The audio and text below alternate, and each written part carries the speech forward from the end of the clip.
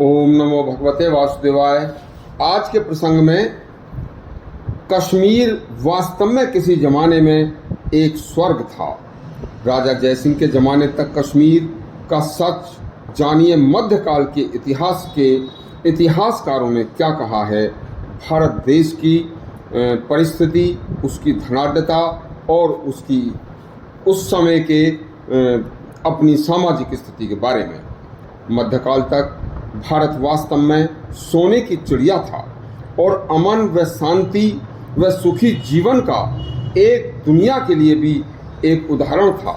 देशी व विदेशी इतिहासकारों ने उस समय के राजा महाराजाओं की आत्मकथाओं में स्पष्ट लिखा है कि भारत में मध्यकाल तक का समय वास्तव में स्वर्णिम भारत का समय था। कलहड़ नामक विद्वान इतिहासकार की कश्मीर के इतिहास के लिए एक बहुत बड़ी उपलब्धि जाना जाता है। उस समय कश्मीर के राजा हर्ष का शासन था। उस समय राजा हर्ष के प्रधानमंत्री कल्पक थे और कल्पक का पुत्र कलहड़ था। कलहड़ भारी विद्वान व संस्कृत भाषा व संस्कृत के शास्त्रों का ज्ञाता था। कलहड़ ने संस्कृत भाषा में राजतरंगिणी नामक पुस्तक ग्रंथ की रचना की थी। जिस समय राजतरंगिणी ग्रंथ की रचना की, उस समय कश्मीर का राजा जयसिंह का शासन आ गया था।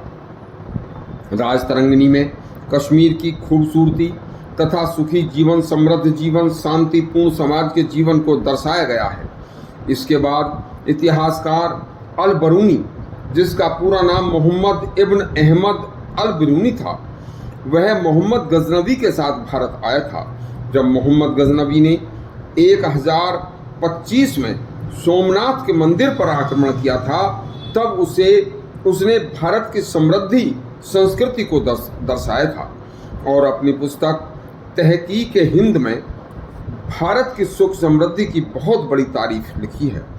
इसी तरह इतिहासकार मिनहज उस सिराज ने तबाकत नासिरी नामक पुस्तक में खिलजी वंश के शुरू में भारत के हिंदू राजाओं के धनाढ्य व सुखी प्रजा का जिक्र किया है।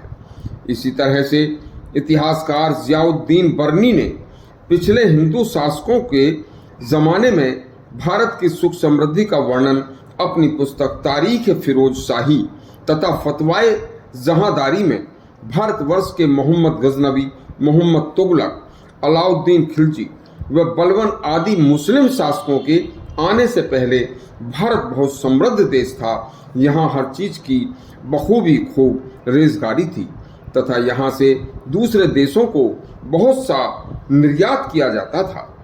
सामान्य जनता व शासक बहुत समृद्ध थे। इसी तरह एक चीनी यात्री जो चीनी व्यापारी भी था, उसका नाम चाओ जू कुआ था। उसने चुआ फान चर नामक पुस्तक लिखी। उस पुस्तक में उसने 12वीं शताब्दी व 13वीं शताब्दी में चीन देश व अरब देशों के व्यापार का विस्तृत वर्णन किया। इसके बाद व्यापारी चाओ जू कुआ ने दक्षिण भारत से चीन के व्यापार पर भी विस्तार से लिखा। इसी प्रकार वेनिस के यात्री मार्को पोलो ने पूरे भारत की यात्रा की और उस यात्रा में उसने भारत की आर्थिक दशा को बहुत नज़दीक से देखकर भारत की बहुत मजबूत आर्थिक दशा का वर्णन किया है और लिखा है कि भारत एक बहुत ही समृद्ध देश था। उस पर जब तक विदेशी मुस्लिम आक्रमणकारियों ने आक्रमण नहीं किए थे, जब तक पूरा देश बहुत समृद्ध था और पूरे देश को धीरे धीरे करके जब मुस्लिम शासकों ने लूटा, तो उसके परिणाम स्वरूप देश में गरीबी आनी शुरू हो गई थी। यह प्राचीन काल का सच्चा इतिहास देशी विदेशी सभी इतिहासकारों व यात्रियों ने अपनी अपनी पुस्तकों में लिखा है कि मुस्लिम आक्रमणकारी लूट व सभी सभ्य समाज को केवल तहस नहस किया करते थे, इसके अलावा कुछ नहीं। इस तरह के भारत के इतिहास के और सच्चे किस्से सुनने के लिए हमारा चैनल सब्सक्राइब करें और घंटी दबाएं। धन्यवाद।